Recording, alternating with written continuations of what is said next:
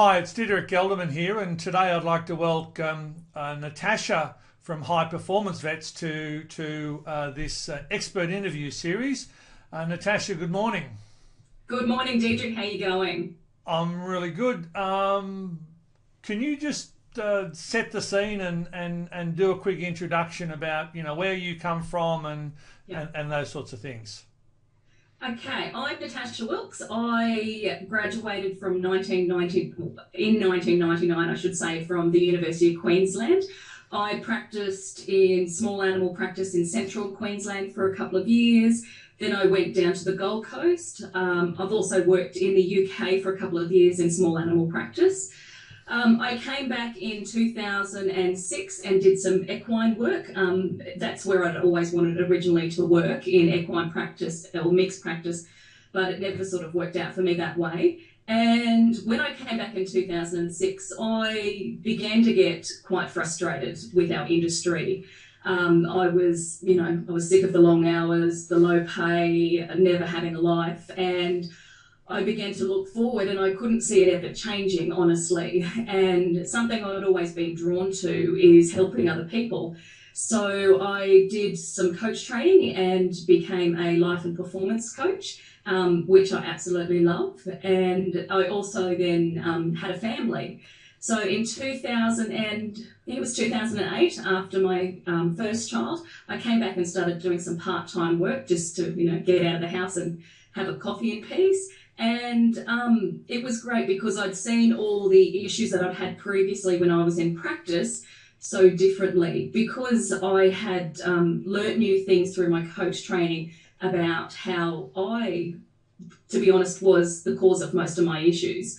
The way I thought, my perspective, my lack of communication skills, how I viewed clients, and probably also some maturity in having a family as well. So in 2011, I started High Performance Vets because I could easily see how other people were struggling like I was, and how I could help them get more out of their career and also overcome all the obstacles that we have in our profession. Sure, thank you. That's very succinct, and thank you for your honesty, because there's a few things in there that I would suggest you faced up to or come to the realization with, and a lot of people don't. Yeah. And I've got a bit of a curly question that I'll ask in a minute, but really I'd like to see, I'd like your opinion on what do you see as the challenges for the profession as a whole, and employed / associate veterinarians specifically. Okay. Looking at all, I keep an eye on a lot of websites and forums and Facebook forums and posts and all that sort of stuff. And there's a lot of things going on at the moment, and there's a lot that will affect our profession in the future. For one is the oversupply of veterinarians. There's a lot of vets graduating at the moment, and so there's a lot more people in the marketplace, and certainly that is a considerable issue that affects not just the new grads, but the whole veterinary market.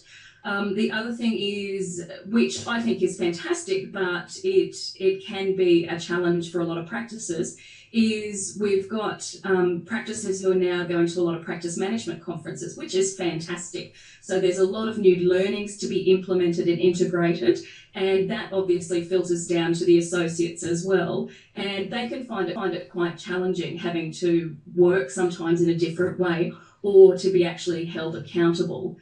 And the other thing is our clients are more experienced and also more knowledgeable now, and that can increase the pressure that we feel, in that we have clients who seem to know a lot because of Dr. Google and the internet. So we have a wealth of so much more tools available to us now, which is fantastic in practice, but I do believe the pressure has increased for a lot of veterinarians as well, which can be challenging.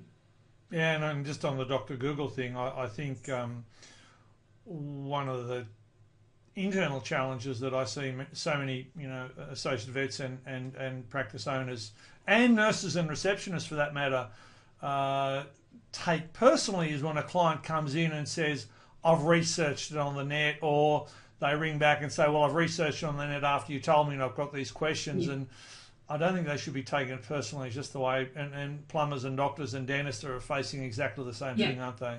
Exactly. I do the same when I get tradespeople in, just so I have a bit of an idea what's going on. We all do. I research before I get a phone, before I get a vacuum cleaner, and then I'm happy to ask all my Facebook friends as well what they recommend, who they recommend. So to be honest, it's just the way it is these days, and you just have to get used to it and be comfortable with it. And it's nice in some ways to work with educated owners. It's not such a bad thing. It does make our job so much easier when they do, they're willing to learn. I think we just have to point them in the right direction, because if you don't give them any education or you don't give them any literature or handouts, they will go searching and they may not necessarily find the most appropriate material. So it's the way it is now.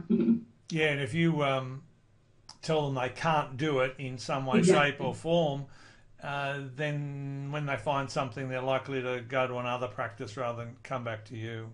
Yeah, exactly. So with those challenges that you see, are there solutions? What are the solutions? Well, basically what I'm going to mainly focus on today is the oversupply of vets, because I think that's a major issue. Basically, when we've got an oversupply or so many vets available, in some ways it's a great thing for practices. I mean, probably, 6 or 7 years ago, there was hardly any vets out there, and practices, it was really challenging for them to get a good vet, and sometimes they just had to take whoever was out there, which they did find quite frustrating and challenging. However, on the other side, from an associate point of view, there's a larger number of vets out there, which means there's larger competition. There's a number more jobs that you're going to have to apply for, theoretically. And I do know that this is affecting the profession in that the wages are less, being a lot less wages can be offered. The reason is, and I sort of put it down to, say there's four types of vets. There's your new grads, and it is really hard for them coming out in a market that, certainly may be a bit contracted at the moment. So there's less jobs out there. I mean, always the good vets will get the jobs. The high achievers, the ones who really go through uni and do very well. There are others out there who are still going to be excellent vets. They may just not be able to promote or market themselves as well. They may just lack a little bit of confidence, and they just may need a bit more hand-holding. So that first job is really crucial for them. And it's really important to get the first job where they're building their core foundation of skills, knowledge and experience. And that is really important. It's hard. You think when you graduate, you know everything, and you so don't. I mean, I had no idea. You may think you know it all, but there's so much more you have to learn. And that's why getting that first job is really critical. It can be challenging. There are a lot of vets out there who aren't finding that great first job, and that's okay. You just have to keep going. You shouldn't let that first job, if it's not so good for you, taint the rest of your perception of your career, and just believe that there are good jobs out there. Just keep looking for them and know what you're looking for as well. For the next level up is your recent grads. So they certainly have experience, and it's about then for them cementing their skills and still building on their foundation of skills. So that's really important. And they're the ones who probably some ways are finding it easier to get jobs because they're cheaper to have. So practices like them, they can put them in. They're usually, good at the basics, and they're a lot cheaper to have, which is good from a practice point of view. There is challenges associated with having recent grads, because realistically, a lot of them still can't be sole charge or left by themselves. They still need some hand-holding, which is to be expected. And to be honest, you want that. I mean, in my second job, I was only 15 months out. I was sole charge in a practice sometimes. Probably, I think it was maybe 1 or 2 days per week. And in hindsight, I mean, I was so proud of that, and so it was great to do, and I felt such a sense of achievement. But in hindsight, it wasn't the best thing, because I wasn't learning while I was by myself. I needed to really be with somebody for a bit longer. Your next is your experience vet. So, anywhere, is it 5+ years experience, usually capable of sole charge. And the issue for them is they're wanting more money, obviously. The other issue I find for experienced vets is, and I call it the 7-year itch, they get to usually the 7-year mark, like I did, and they become frustrated because in those first 2 parts where you're in recent grad and a new grad, if you just keep working hard and you keep building your knowledge and skills and experience, soon it will get easier and the money will come. And what's happening for experienced vets, they've got the knowledge, they've got the skills, and unfortunately the money isn't coming and they aren't getting the easier jobs like they're hoping with regard to working conditions. A lot of practices out there are doing more with less at the moment because of the reduced turnovers. So they've got to learn how to market and promote themselves differently, and they also need to look at something I'll discuss a little bit later, but start building their special interests as well and how they can be an asset to their practice. And the last group is, like me, the highly experienced vets. We're capable of being sole charge, running practices, dealing more with training of the nurses and other staff, mentoring new grads. And it is fantastic. We're highly experienced. For a portion of us, we will be mothers. So there is the extra challenge of only wanting to work part-time. I'm not interested in working full-time at the moment. I love my family and it's really important for me to be home with them because I've only got little ones. So we do have the challenge in that we definitely want to earn more money. We're happy to be accountable and increase our turnover. But when practices do have challenges with their turnover and their profit, certainly, why would they want to keep us when we cost so much more when they can possibly get somebody for a lot less money? So these are all the challenges that are out there, and I'll talk about how we can overcome them in a minute. So now to my curly question, because I think you've led into it very nicely, and I know we sort of talked about a few questions that I was going to ask, and this one is totally out of the blue.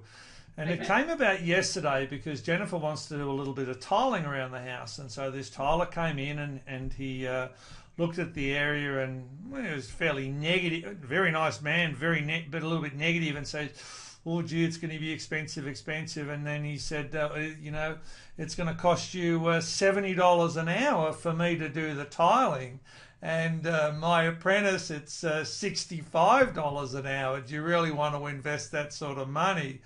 Over to you, Natasha. Do you know any vets that are getting $70 an hour and apprentices in inverted commas and not a new graduate, but getting $65 an hour? How do we reconcile that?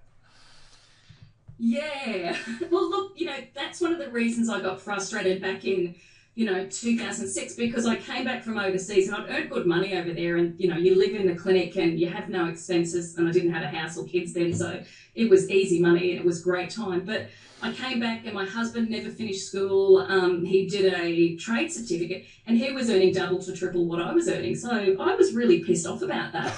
And I'll be honest and blunt. My brother didn't even finish year 9, has worked for 20 years in the oil rigs and the mining industry, and is earning oodles. He can earn more in 1 month than I can earn in a year. But, he's put in 20 years of hard work, as my husband has. So, I think, we need to value ourselves. And I think that's quite ironic where his apprentice is only $5 an hour cheaper. Maybe he needs to put his rates up.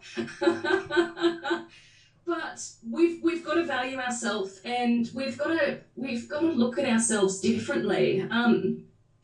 I know there are some locums out there earning that sort of money, and good on them. That's great. Oh, what can you say? I think if we start valuing ourselves and we start charging appropriately, you can easily cover it is a cost, cover that expense, definitely. When you look how, I don't think any practice, many of the practices that I've worked in has ever maximised what they can achieve. There's certainly so much more they could be doing, and we need to be comfortable with money. A lot of vets would go, $70 an hour, that's a rip-off. If you were getting a locum, I'm not going to pay that. And why not? Why not? If they can earn you good money and they can cover the cost of having them, earn 5 times of what it costs, why not?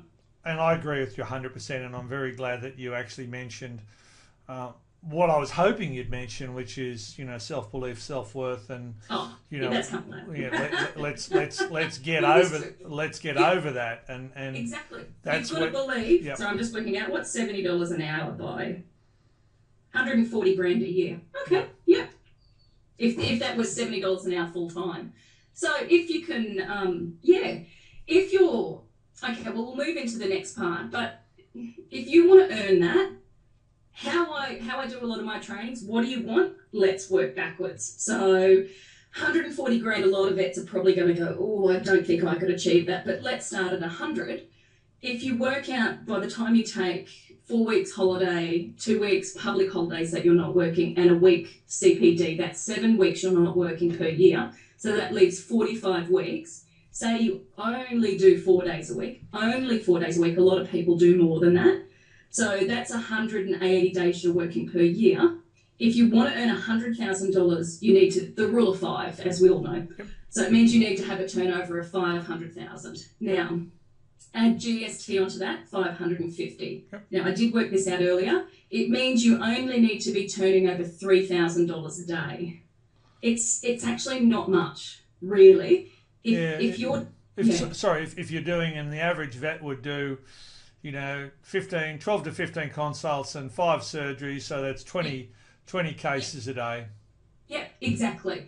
And this is where you need to look at, I've worked in all manner of practices. I've worked in low cost, high turnover and worked my butt off, but did really, really good cash for them or turnover for them. I've worked in, high-end practices. I've worked all different business models. If you want to earn that money, it depends what you're comfortable with. If you're happy just to go, and you just want to get in and do it, maybe you might want to go with a practice that is sort of middle of the road and a lot of people coming through the door. Or your other option is to go where your certainly average transaction is a lot higher and you might be spending more time, therefore you'll be seeing a little less. It just depends. But what you need to do is start seeing yourself as an asset and not an expense. And how do you, let's use the word, everybody hates the word sales, but to be honest, everybody needs to get over the word. I never liked it, but I got over the word sales as well. How are you going to sell yourself to a practice? Considering there's so many more vets going for jobs, when you're applying for a position and your CV comes in and that practice owner, whoever's looking at it, how are they going to see how good you are? How are you promoting yourself? And certainly get comfortable with your figures. They're just numbers. Yeah. It doesn't mean you're a good vet or a bad vet. Having a great turnover does not mean you're out there, taking every client for their last dollar. It's nothing like that. It's just a matter of giving good value and sitting down, taking time with your clients and going through what they need to do for the best health of their pet. We need to get comfortable with that. And I think that's hard for vets because they've been so used to wait till they're sick and come in and we'll fix them, wait till they're sick. And the preventive care, we've only really probably been good on the vaccinations and heartworm and fleas and worming. But look at your other stuff. What other preventive care can you be doing that will increase your profile in the practice, but also in your area? What are you doing in your community?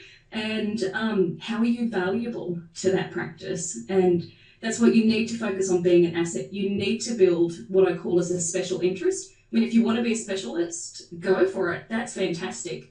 I must admit, after it took me how long to get through uni, I just couldn't even think about keep going for something like that. But otherwise, there's nothing wrong with being an incredible GP with a great special interest. Surgery, orthopedics, senior care is another one. That's a big market that's coming up. Dentistry, be the eye person, be the skin person, but be strategic in what you decide to train in. You don't want to go into a practice if there's 4 other vets who are skin specialists or, special interest in skin. It means if things get tough, who's going to go?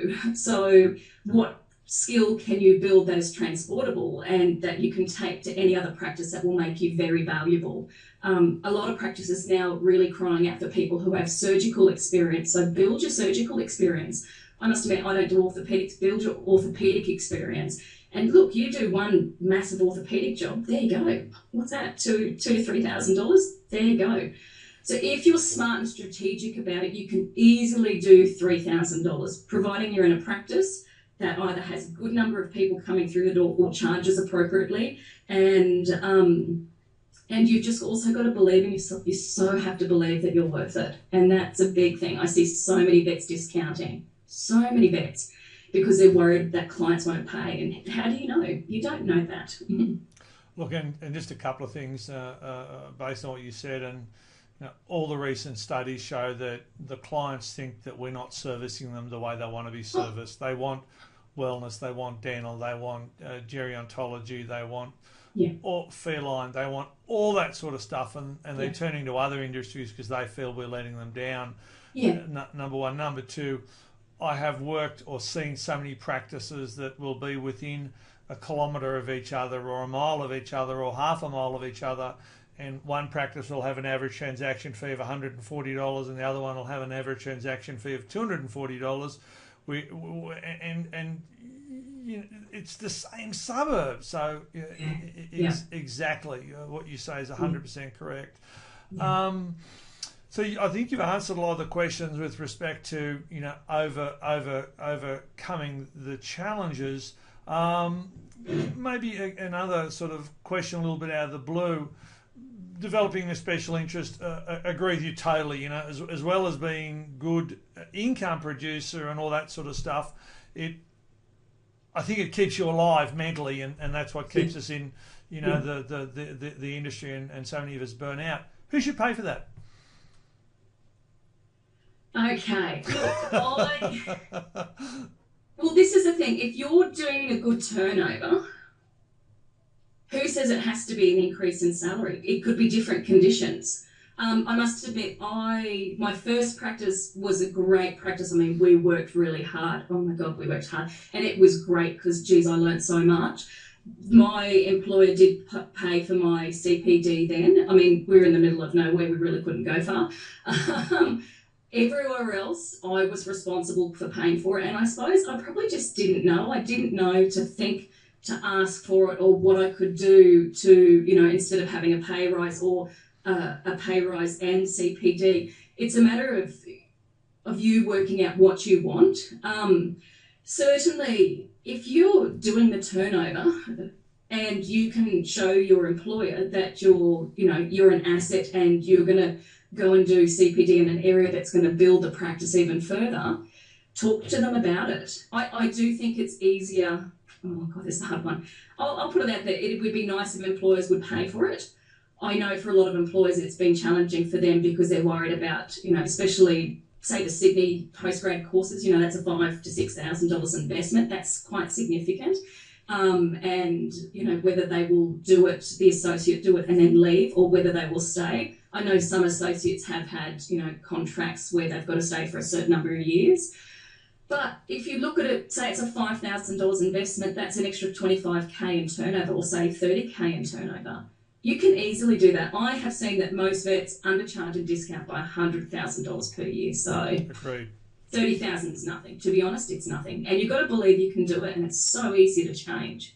And I agree with you. I think the employer should pay for it, or it should be a 50-50 split, or the employer will pay for it on the condition that it'll bring a 5 times, thing in, and if they do that, well, then they'll refund them the money or whatever. But I don't think, if they're not paying, don't not do it because you don't think you can afford it. There's always ways around it, and you've got to be smart and strategic what CPD you're doing. How is this? I've seen people do CPD just for the sake of doing it. That's a waste, absolute waste. You're wasting your money and you're wasting your employer's money. You need to be, how is this going to build your career? What is it going to give me? How can I take this forward in my practice? How can I take this forward if I move to another practice? Will this give me a special interest? Just be smart about it and work out what your career plan is. How does this fit in? Just don't do it for the sake of doing it. You've got to have a plan. Agreed. Thank you. Do you believe there's anything in particular that employed vets, practices, associates should be focusing on in 2014? I definitely think you need to ask the question, what do I want from my career? And you really should ask this at the end of every year. what have I achieved this year? And I used to find I'd get to every year and I felt like it was a hamster year. I've just got nowhere. I've just been on the wheel. And I just thought, what am I doing? I don't want to do another 20 years of this. It's so... And I got to the point where I found general practice very boring. Yeah. It was the same, the same old. So what do you want? And this has to include your life as well. What do you want from your life and career? There's no point having this fantastic career if you have no life, or your family is gone because they went and got their own life while you were having a career. Yep. So what do you want? What do you want from your family life? What sort of practice are you in the practice, ideal practice? Have you got the clients that you want? There's no point buying training in a special interest if the clients drive you nuts. That's a path to misery. And do you like what you're doing? Do you like the clients, the practice? And is it going to give you the income you want? So what do you want from 2014? Just start planning. It may take you 3 to 5 years to get there. I'm finally at a practice that I love with the hours I love. I'm dropping down next year to 1 Saturday a month. But previously in 2009, I worked every single weekend for 2 years just because I had my daughter and I didn't want to work during the week. And so it's taken me this long to finally get rid of the weekends. But I eventually got there. I knew that's what I wanted. So, start planning for 2014. You may not achieve it for a couple of years, but you've got to start planning to get there. That's the first thing. Then you've also got to think, what knowledge, skills and experience do you need to build in the area that you want to, be the vet in? Do you want to be a great GP? Do you want to have a special interest? Do you want to start moving towards a specialty? What do you want? What do you have to start building? So start looking at, courses coming up in the next year or two. What do you need to do? Vets really need to focus on their non-clinical skills as well. There's no point being an excellent vet if you can't talk to clients and nobody wants to see you and nobody wants to work with you because you're a nightmare to work with. And it doesn't matter how good your turnover is. If you're a nightmare to work with, if clients don't want to see you, eventually you're not an asset to that practice. So you need to also look at building non-clinical skills, and that's communication skills. It's the buzzword at the moment, but that made such a difference for me. When I got to my, third or fourth practice I'd worked in and I was having the same issues, eventually I had to look back at me and I had to realise that I can't keep getting the same job. There must be something about me. And that was a hard thing to look at, but it was a great thing because it gave me awareness of where I needed to build skills. Yeah, you're laughing, Deirdre. I did the same thing. It took me longer. Yeah, it took you longer.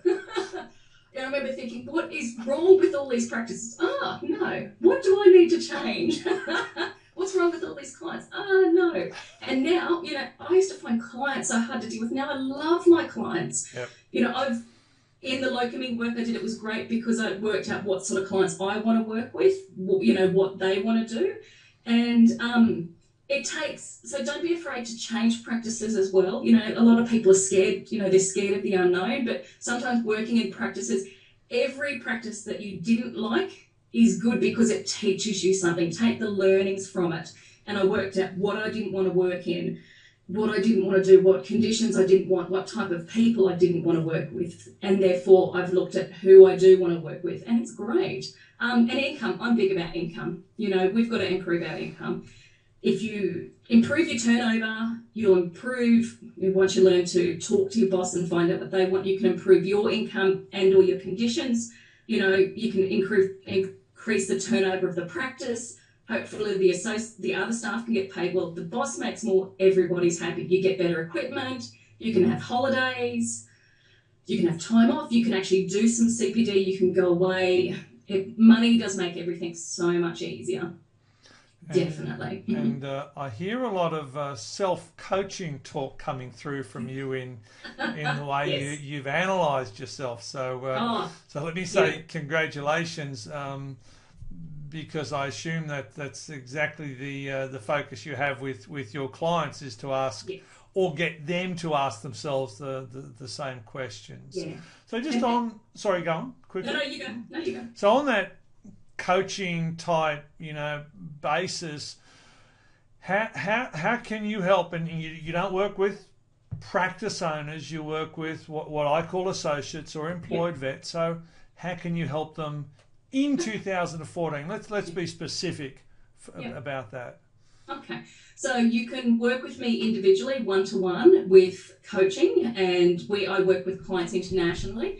It doesn't matter where you are. We can Skype, phone, we can do that. Otherwise, I have started creating courses. I've already got one online. It's called Veterinary Career Plan, and it's specifically designed for this, for you to sit down. It's all the mistakes I made. I saw colleagues make all the right things that I did, right decisions I made. And it's a 5-module course going through where are you currently now? What do you want?